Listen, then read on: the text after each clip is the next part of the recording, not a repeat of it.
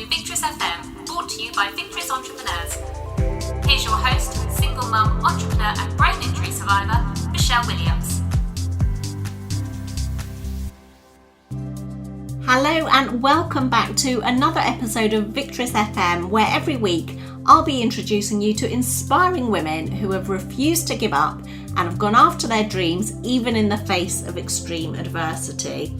We'll be diving into her victories and her defeats and discovering the lessons that she's learned along the way, all with the aim of inspiring you to step into your own unique power to build a business and life that you love. And this week I was joined by the amazing Jennifer Lynn Hoffman, founder of WNY Dyslexia which teaches struggling readers of any age to read, write and spell with confidence. Jennifer has turned the adversity of cancer and losing a third of her tongue to an amazing positive by stepping away from her former one-to-one tutoring role to become a true visionary within her business, helping to reach more people and impact more lives. During this episode, we talk all about what steps Jennifer took to reframe her adversity to positivity and move away from victim to Victress Entrepreneur. I found this episode with Jennifer so wonderfully moving and inspiring, and I hope that you do too. Hello and welcome to another episode of Victress FM, where I'm really excited today to welcome Jennifer Lynn Hoffman. Welcome, Jennifer. Thank you so much, Michelle. It's a pleasure to be with you today. I'm so glad that you could join us because, as you know, Victress FM is all about a celebration of women's triumph over adversity, because I really want to inspire women that we all have the opportunity to be the victim or victress of our own lives despite our circumstances, and that we all have the power to achieve incredible things. And I know that you have undergone so much adversity, yet you have turned that adversity into something really positive. So I wonder if you don't mind sharing a little bit about your victress story with us today, please, Jennifer. I'd be happy to do so. So I've been an entrepreneur for 3 years now. I had been a teacher, substitute teacher prior to that. And in July of this year, I discovered a little tiny lump under my tongue. And I didn't kind of think anything of it at first. But after a month, when it didn't go away, I decided to consult with my primary physician here. And they sent me to an ENT, ear, nose, and throat doctor. I happen to have one that I've been seeing regularly for the past 25 years. So I paid him a visit and he did a biopsy. And the day that he did the biopsy, he started talking about, possibly sending me to a cancer center in my area. And I'll tell you, when I first discovered the lump, I had a moment when I thought, oh my goodness, this can't be cancer, because if it's cancer, they're going to want to do something to my tongue. And I teach people to read. And I have to be able to pronounce words accurately. And if they damage my tongue, how am I going to do my job?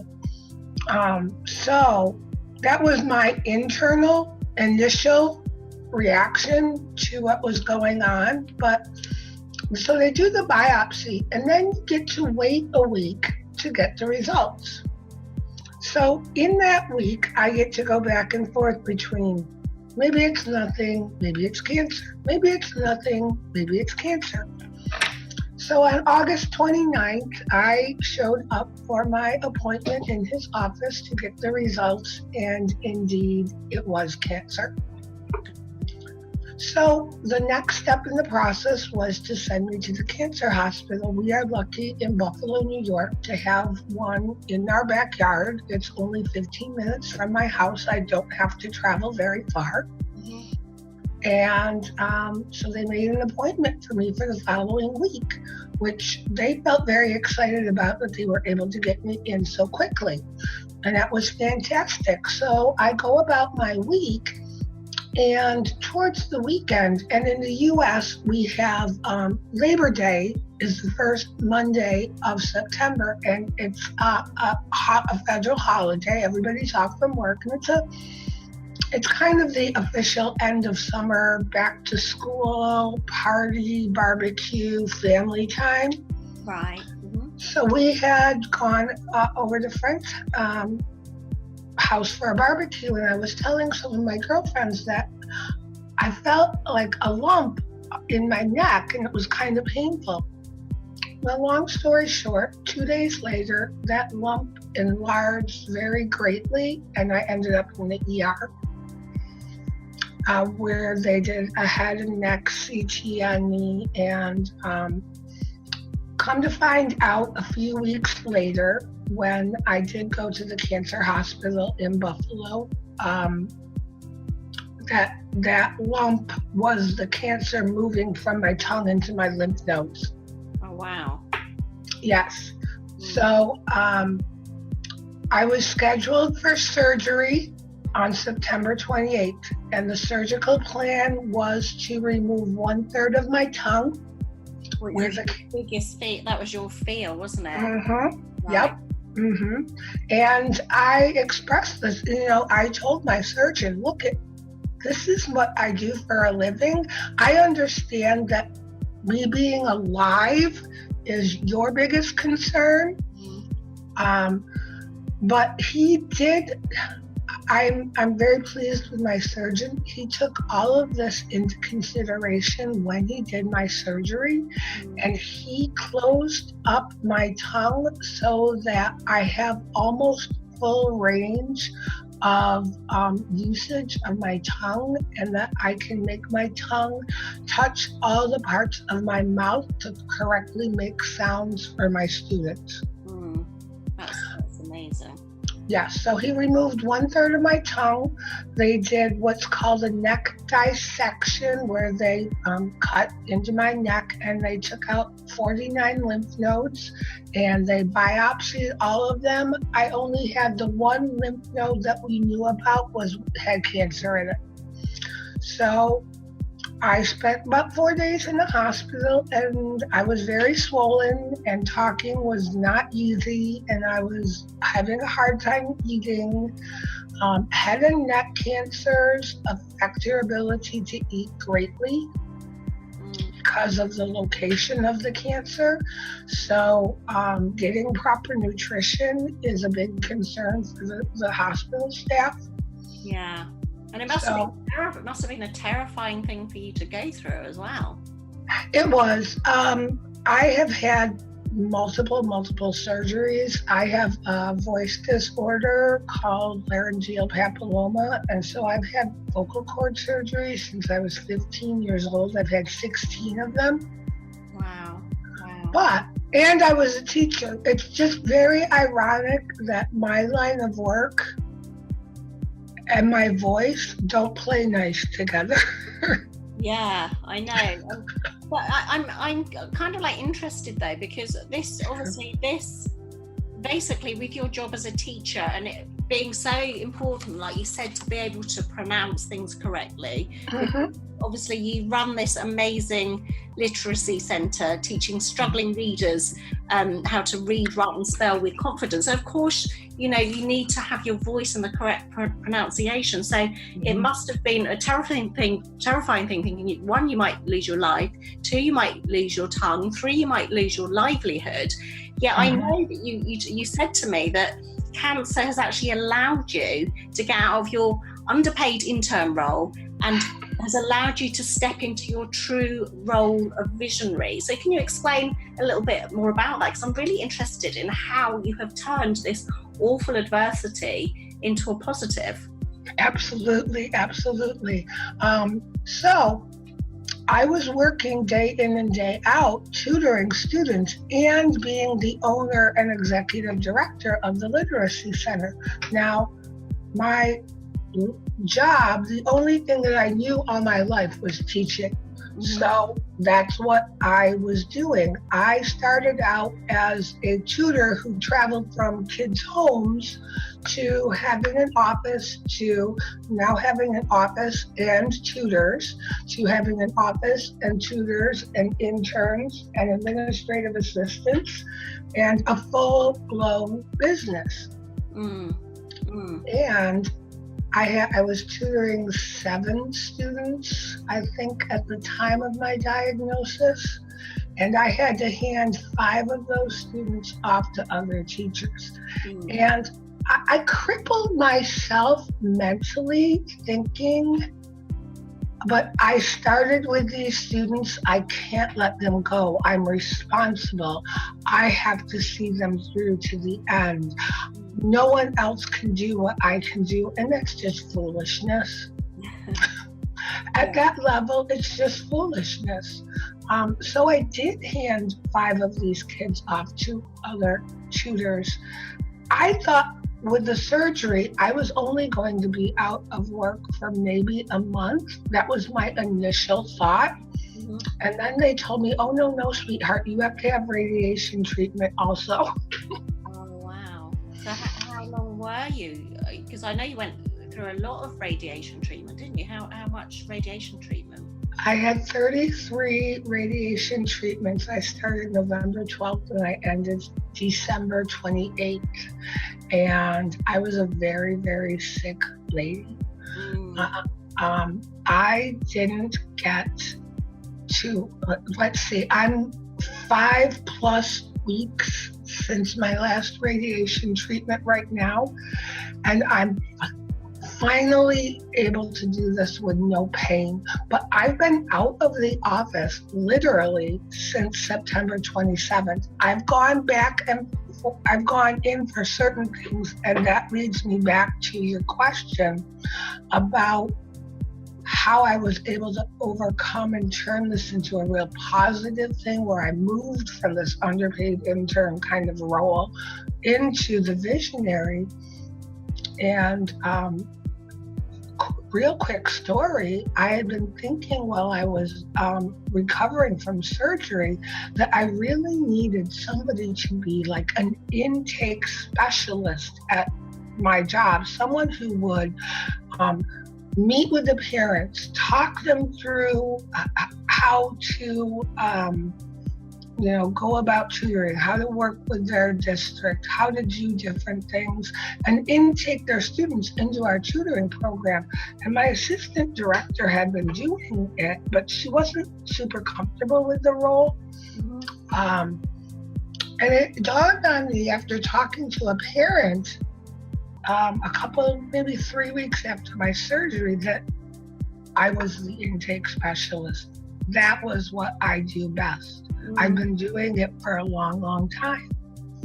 So since October, I've only been going into the office to do these intake meetings. And I probably have 1 to 2 per week. I did take a break when the radiation treatment got really bad from mid-December to mid-January. But the biggest thing for me, the way that this turned me into cancer, got me out of my way of thinking. Cancer got me out of thinking that I had to be all things to all people. It forced me to sit on my butt and think for a while. Yeah, and also, the fact that you're taking on a much more visionary role then, and obviously you've got other people actually doing the tutoring. Presumably this means that you can grow the business much more, serve more people, help many more people. Is that the aim of all of this, and what you think's, what you're hoping to come out of this adversity? That is absolutely the aim. As a matter of fact, some exciting news over the past 2 weeks. I have hired a project manager to work with me on the digital side of our business. We're working on creating a course for teachers. to help them understand the basics of dyslexia and how to implement strategies into their classroom. And that, when I hired my project manager, and she is definitely the yin to my yang. She is an integrator and I am the visionary. She takes what I tell her and she turns it into fabulous stuff. I being open to all of this, I believe has led the right people into my life. I never treated cancer like it was. Like, I never felt that moment when I'm like, well, this has just ruined my life. I always tried to find the best side of it. I mean, that's certainly what's coming across. You seem to be a very positive thinking, inspirational person. You know, your positivity is shining through. But how has that been possible? Because of course it must have been, a really terrifying thing to go through, and there must have been moments where it was so dark for you. So was it a conscious decision? Did you sometimes feel so low that you thought, no, this is my decision, I'm going to come out of this victorious, I'm going to look for the positives? Was that an intentional thing? I have a very, my personality is such that when my ear, nose, and throat doctor told me that I had cancer, I looked at him and I said, okay, what's the next step? Like, I didn't allow myself to go there, but you're right. I did have moments when I was like, oh, this is just terrible. I'm never going to come out of this. This is awful. I had one of those moments when I was recovering from surgery, but the worst part of it was recovering with the end of the last 2 weeks of radiation treatment and the first 3 weeks after. I was literally sick, in bed, sick.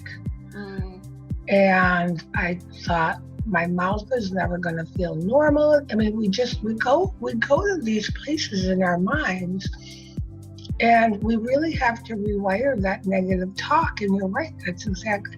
I started doing a lot of meditation, and that has helped tremendously.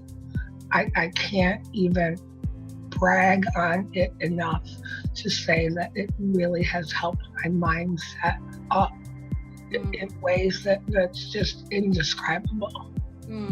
It's really interesting because sometimes, I mean, obviously you were so fearful that the cancer and the risk of losing so much of your tongue was going to stop you from being able to do the job that you've done for all of these years, and such an important and valuable job as well.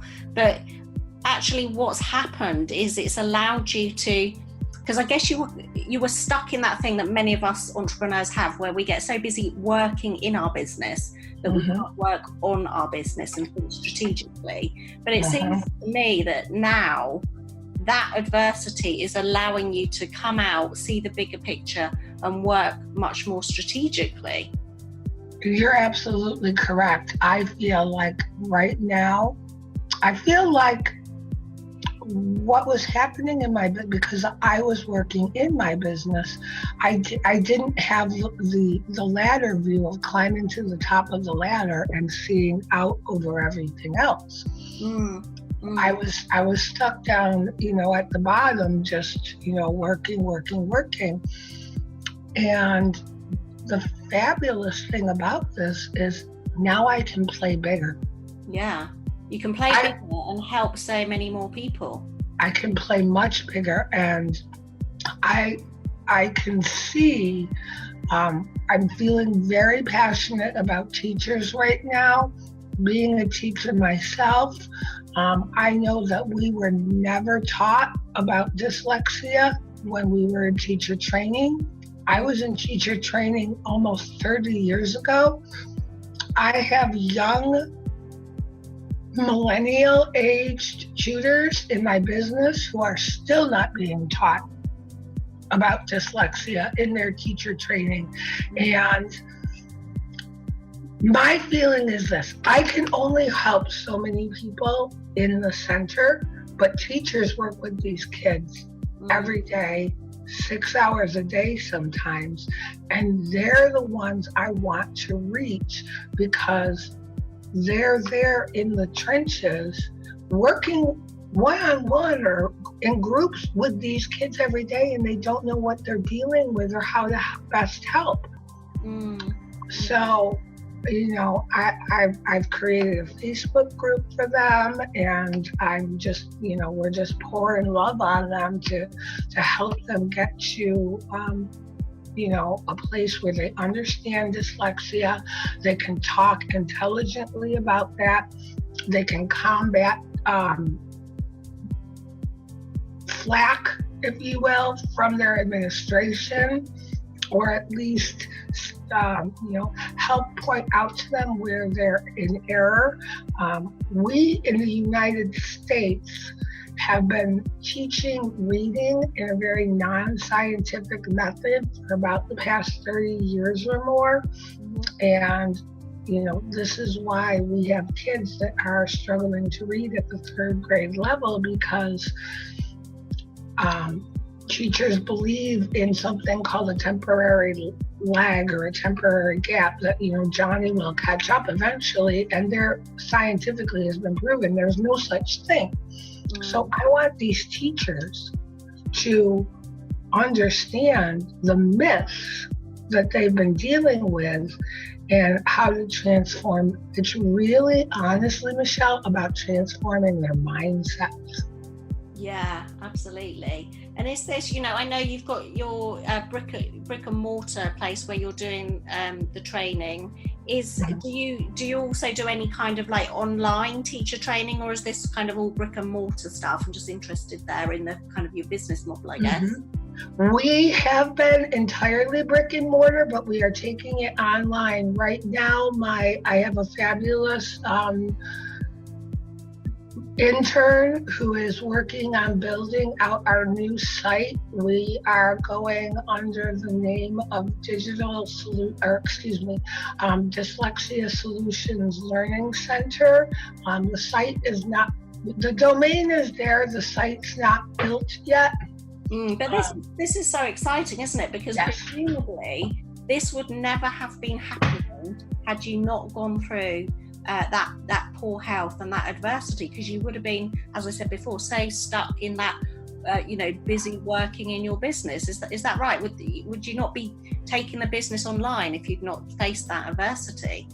I believe you're right. As a matter of fact, I just had a moment where I was like, hearing you say that struck a chord in me, because you're absolutely right. And I just, I'm starting to get a little emotional here, because you're absolutely correct. I honestly, Michelle, don't think that we would be where we are. I don't think that I would have hired my fabulous project manager.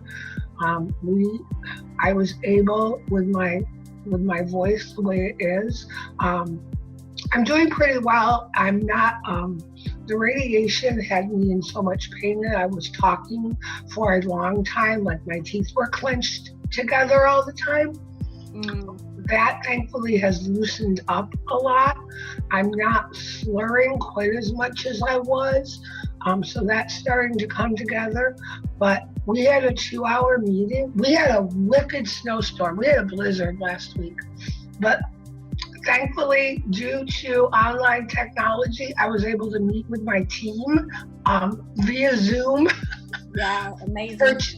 It's fabulous, for 2 hours. And we started back at the very basics. We started looking at my personal archetype for business and how we want to structure it. And our meeting this week, their call to action was to come into this meeting with just pouring out their website ideas. And that's what we're going to start with this week. And we're going to design, we spent a long time looking at I would have never done that 6 months ago. And I think it's amazing, and you can't help think, and I'm saying this because I'm not sure if you're aware, but I'm a brain hemorrhage survivor. I suffered a ruptured brain aneurysm 3 years ago, and obviously it's the most terrifying thing that ever happened, but I have come out of it with so much gratitude. You know, most people don't survive a brain hemorrhage. I have survived, but the part of my brain that was damaged was the frontal lobe, which is responsible for the executive processing, which is things like multitasking, concentration, and all of those things we kind of need as entrepreneurs. And so I struggle with things that I used to be really good at, but I personally could have chosen that to feel defeated by it, but I've kind of looked at, okay, I can't do those things anymore, but what can I do?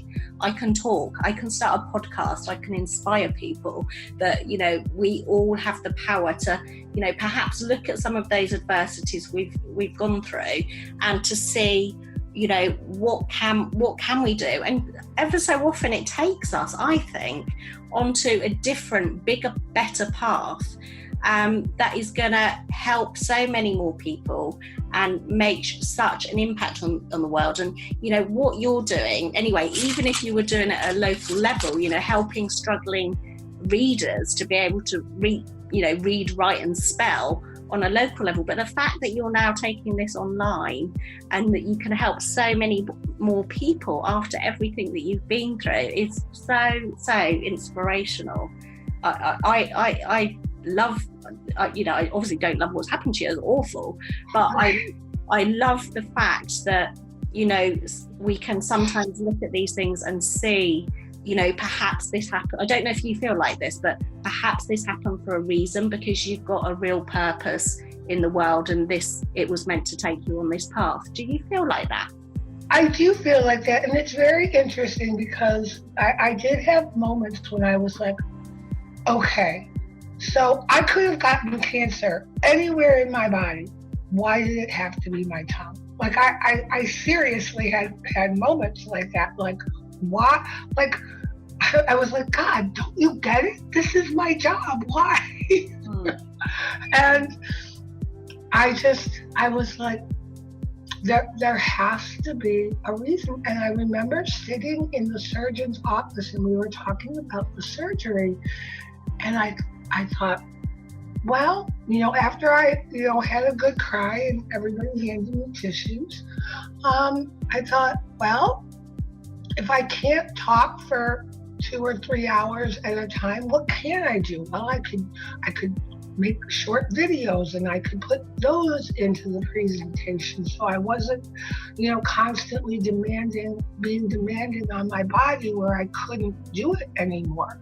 And just like your story, it takes the right mindset to morph the adversity into a benefit.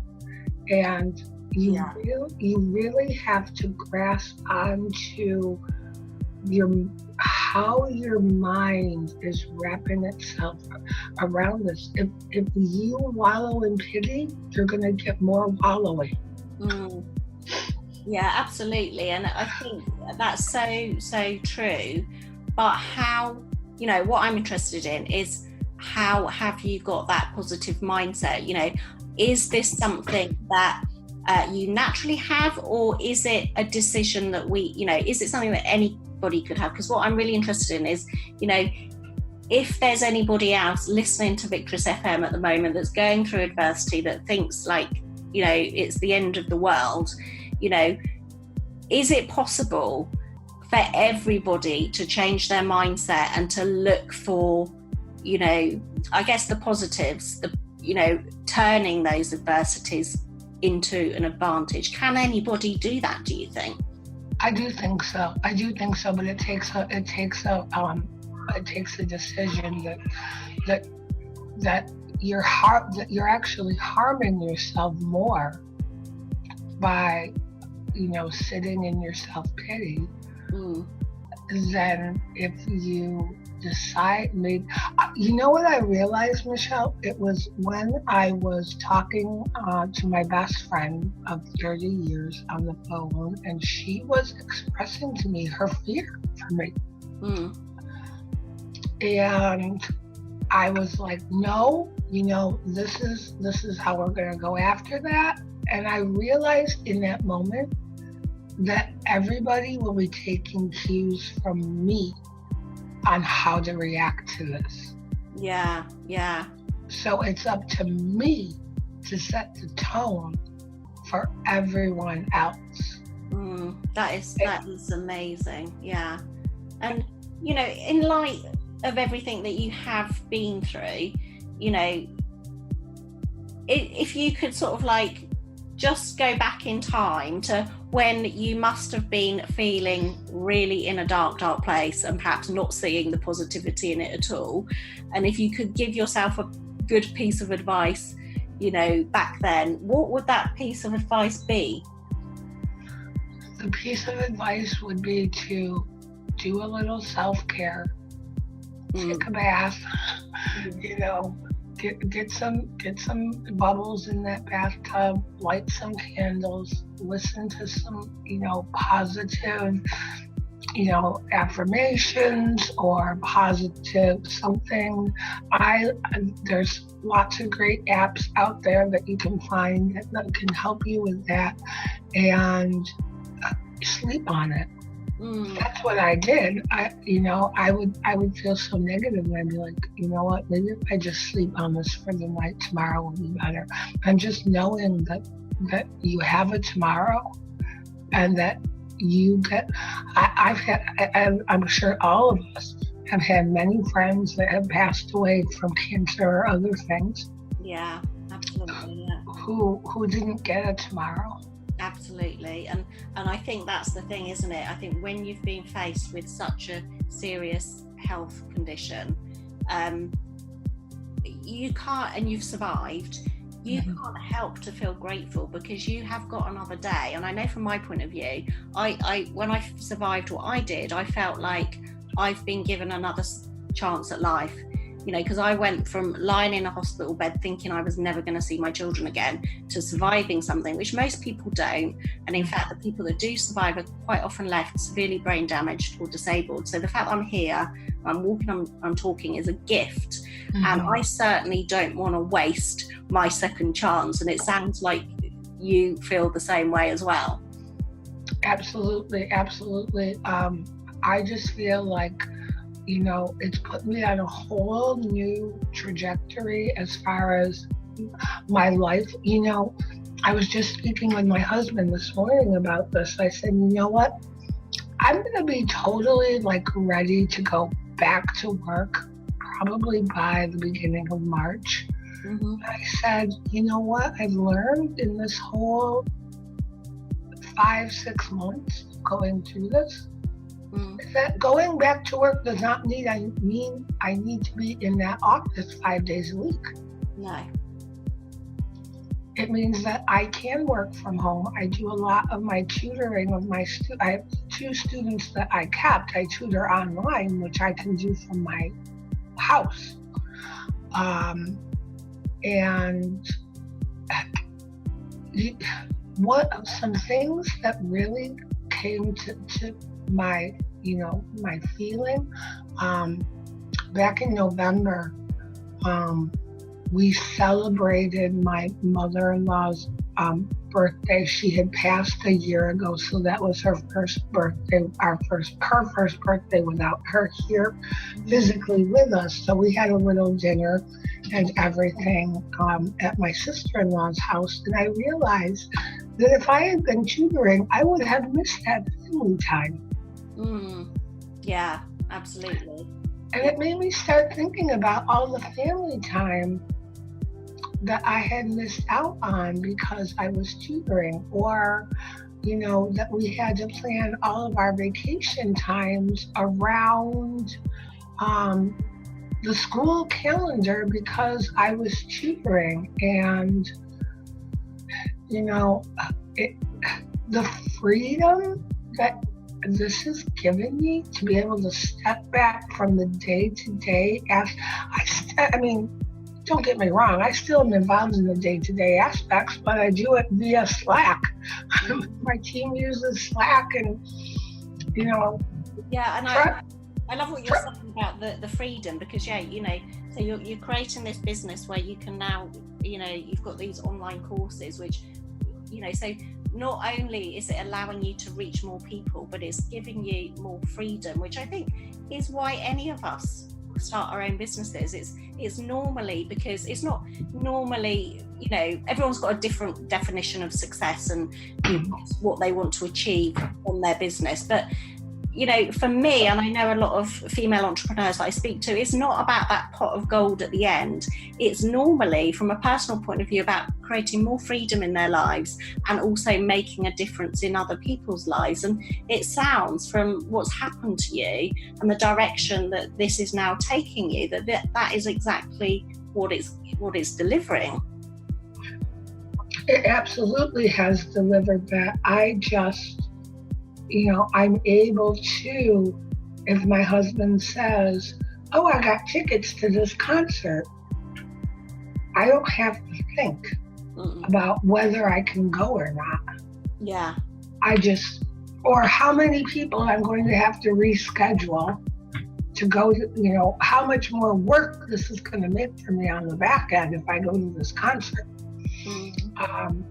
So I think, Michelle, I had this vision of, being able to work this business and not have to physically be there. Yeah. And when I am physically there, it's because I've chosen to physically be there. Like on Wednesdays, I'm going to be meeting with my digital team on Wednesdays. For the duration, we're going to launch this course on May 1st. So we are going to be meeting every Wednesday for 2 or 3 hours till we get this all put together.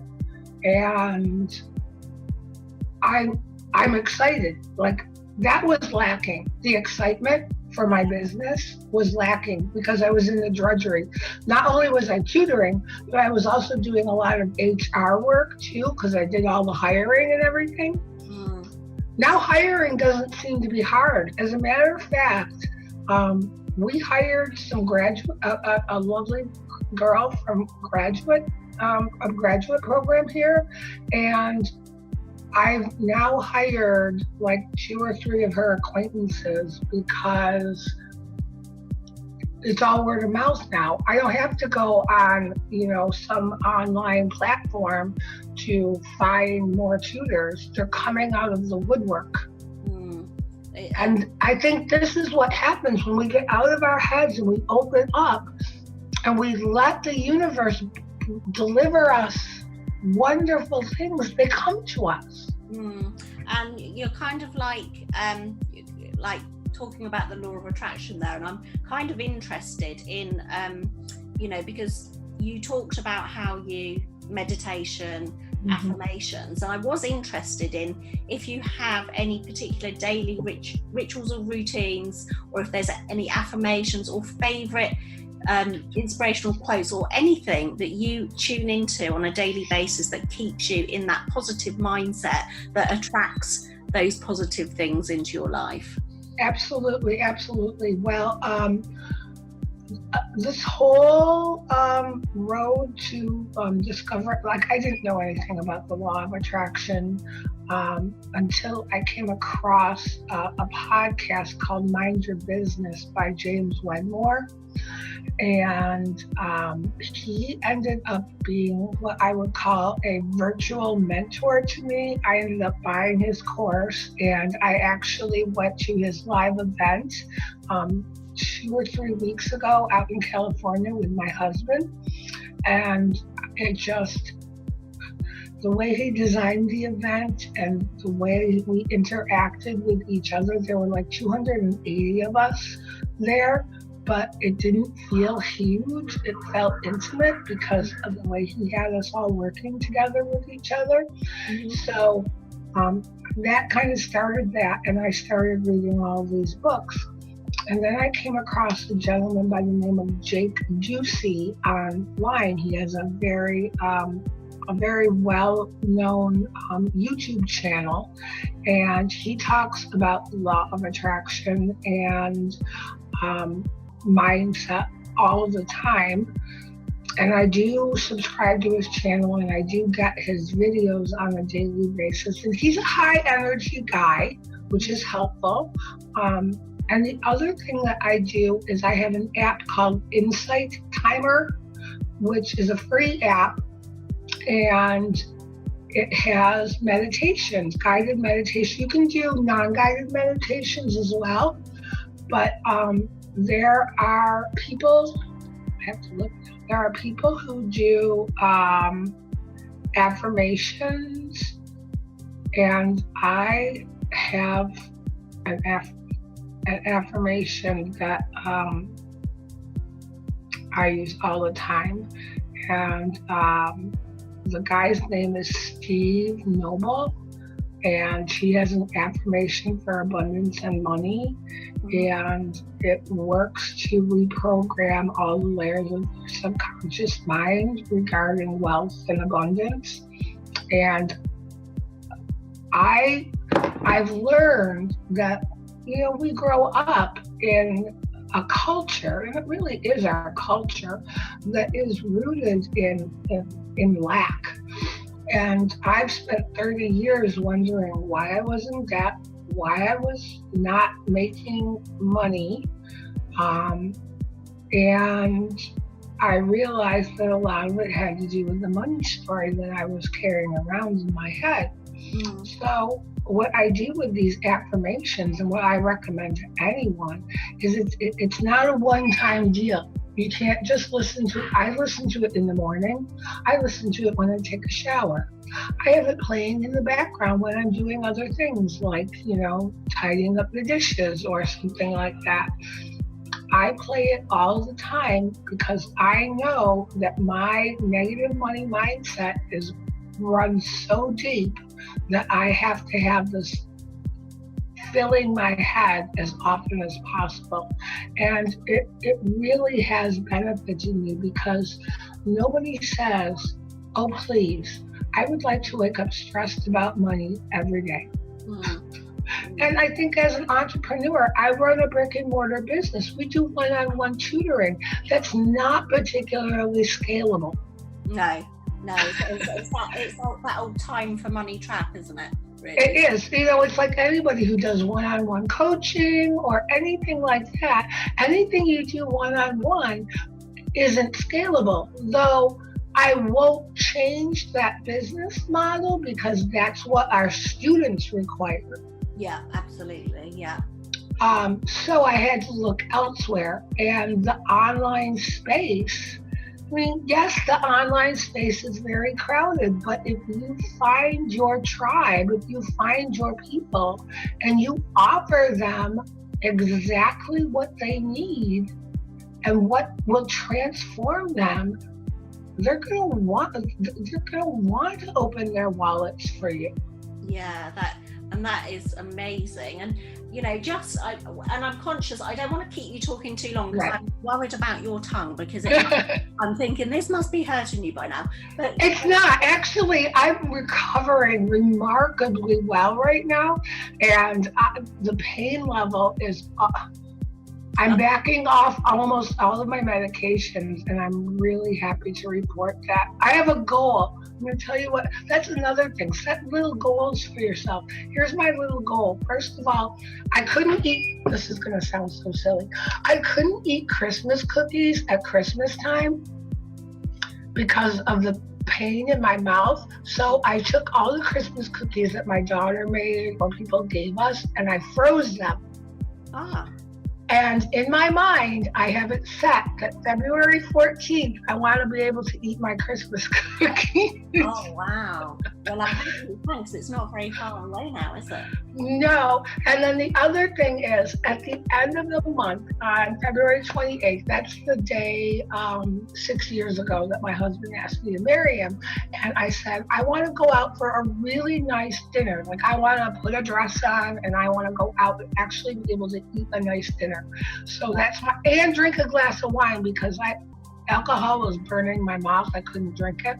And I would like to have just a nice glass of wine with my husband and a nice dinner. So those are my 2 mini goals that I've set up for myself. Well, it is so good to have goals in your business and your life, isn't it? So I love that, and I really do hope that you do get to eat those cookies and you do get to have a lovely meal and drink that wine, because you absolutely deserve it.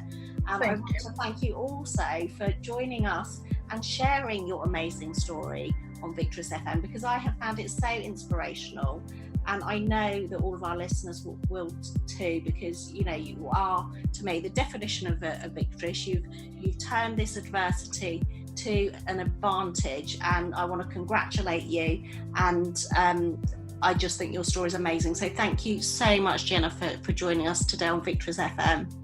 It's been a pleasure, Michelle. It's absolutely been my pleasure. I hope that people were able to take something away from it that they can use. Well, I'm sure they will, because I've taken loads away from it, so I know that other people will too. And I want to wish you every success with your venture as well, because obviously what you're doing, is so important in the world. Teaching struggling readers to be able to read, write, and spell with confidence, and obviously all of what you're doing with your brick and mortar business and also your online business, educating teachers as well. So a huge congratulations to that, and I want to wish you all the best success and health for the future.